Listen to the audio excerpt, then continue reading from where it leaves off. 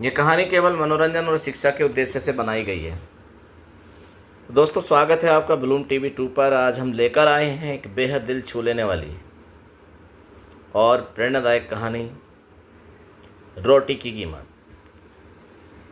ये सिर्फ एक साधारण कहानी नहीं, बल्कि मेहनत, सुख और इंसानियत की गहराई है। इंसानियत की गहराई को समझने वाली दास्तान है।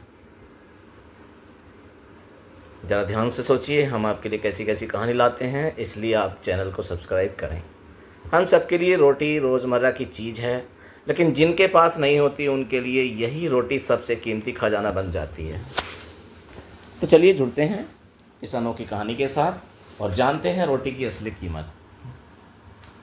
गांव के किनारे एक छोटी सी झोपड़ी में रामू अपने बूढ़े माता पिता और छोटी बहन गुड़िया के साथ रहता था। उनके घर में सबसे बड़ी समस्या थी भूख। रामू सुबह खेतों में मजदूरी करने जाता, लेकिन जो मजदूरी मिलती उससे केवल 2 वक्त की आधी अधूरी रोटी ही बन पाती थी। गुड़िया अक्सर माँ से पूछती, अम्मा, रोटी इतनी कीमती क्यों होती है? हमें तो पेट भरकर कभी खाने को ही नहीं मिलता। माँ चुप हो जाती, क्योंकि उसके पास कोई जवाब नहीं था, सिवाय आंखों में आंसू के। एक दिन भूख से तंग आकर रामू ने तय किया कि वह शहर जाकर काम करेगा। वहाँ पैसे ज़्यादा मिलेंगे और परिवार भूखा नहीं रहेगा। रामू ने पिता से कहा, बाबा, मैं कल सुबह शहर जाऊंगा। अब हमें इस गरीबी और अधूरी रोटी से छुटकारा पाना होगा। पिता की आंखों में गर्व और डर दोनों थे। शहर पहुंचकर रामू ने देखा कि वहां चकाचौंध है, लेकिन गरीब मजदूरों के लिए जिंदगी गांव से भी कठिन है। पहली रात उसने पुल के नीचे एक फटे कंबल में नींद काटी और भूख से तड़पता रहा। वह सोचने लगा, गांव में भूखा था तो परिवार था, यहाँ भूखा हूँ तो अकेला हूँ। अगले दिन रामू को ईंट भट्टे पर काम मिल गया। दिन भर धूप में तपते ईंट ढोते ढोते उसके हाथ छिल गए, शरीर से पसीना टपकने लगा। शाम को उसे 2 रोटी और 1 प्याज मिली। उसने आंखें बंद कर भगवान से कहा, हे प्रभु, ये रोटी कितनी कीमती है, जो इंसान अपनी जान खपा कर ही पा सकता है। भट्टे पर काम करते करते रामू की मुलाकात सलमान से हुई, जो बिहार से आया था। सलमान ने अपने टिफ़िन से रोटी निकालकर कहा, भाई, तू मेरे साथ खा ले।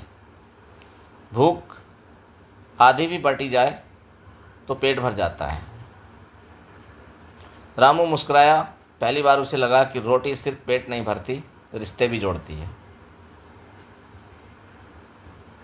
ठेकेदार मजदूरों को कम पैसे देता और बचा हुआ अपने पास रख लेता था। रामू ने जब विरोध किया तो ठेकेदार बोला, ज़्यादा बोलोगे तो काम से निकाल दूंगा। सिर्फ उतना करो जितना मैं कहता हूँ, फिर देखना रोटी का एक टुकड़ा भी नहीं मिलेगा। रामू समझ गया कि यहाँ भी रोटी की कीमत मेहनत कश के खून पसीने से चुकानी पड़ती है। एक दिन काम से लौटते समय रामू ने सड़क किनारे एक छोटी बच्ची को कूड़े में से खाना ढूंढते देखा।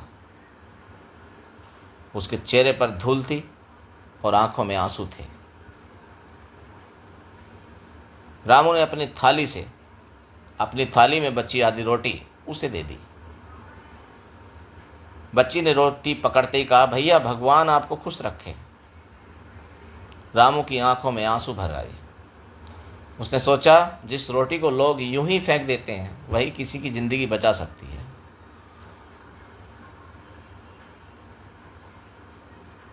तो गांव से खबर आई कि उसकी बहन गुड़िया बीमार है, दवा और अच्छे खाने की ज़रूरत है।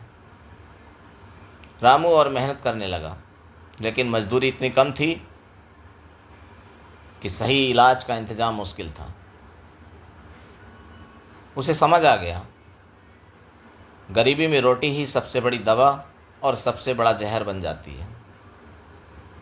रामू को एक दिन मौका मिला कि वह चोरी करके ढेर सारे पैसे पा सकता था। उसने सोचा, अगर मैं ये पैसे ले लूँ तो गुड़िया की जान बच सकती है। लेकिन अगले ही पल उसके भीतर से आवाज़ आई, बेटा रोटी अगर ईमान बेचकर मिले तो रोटी नहीं, जहर बन जाती है। रामू ने चोरी से इनकार कर दिया। रामू की ईमानदारी देखकर एक समाज सेवी ने उसकी मदद की। गुड़िया का इलाज हुआ और वह ठीक हो गई। रामू को पक्का काम भी मिल गया और उसके परिवार के दिन बदलने लगे। अब वह जब भी रोटी खाता उसकी आंखें भगवान के प्रति कृतज्ञता से भर जाती। रामू की कहानी हमें सिखाती है कि रोटी सिर्फ आटे से नहीं बनती, उसमें पसीना, ईमानदारी, मेहनत और इंसानियत का स्वाद होता है। जो भूख जानता है वह रोटी की असली कीमत समझ सकता है। दोस्तों, यह थी हमारी आज की कहानी, रोटी की कीमत। आशा है कि इस कहानी ने आपके दिल को छुआ होगा और आपको यह एहसास दिलाया होगा कि मेहनत, ईमानदारी और इंसानियत ही ज़िंदगी की सबसे बड़ी दौलत होती है। अगर आपको यह वीडियो पसंद आई हो तो इसे लाइक और शेयर ज़रूर करें ताकि और भी लोग इस संदेश को महसूस कर सकें। और हाँ, अगर आप ऐसे ही दिलचस्प और अनोखी कहानियाँ सुनना चाहते हैं तो दोस्तों आपसे रिक्वेस्ट है, हमारे चैनल ब्लूम टीवी 2 को सब्सक्राइब करना ना भूलें। मिलते हैं अगली प्रेरणादायक कहानी में। धन्यवाद। जय हिंद, जय भारत।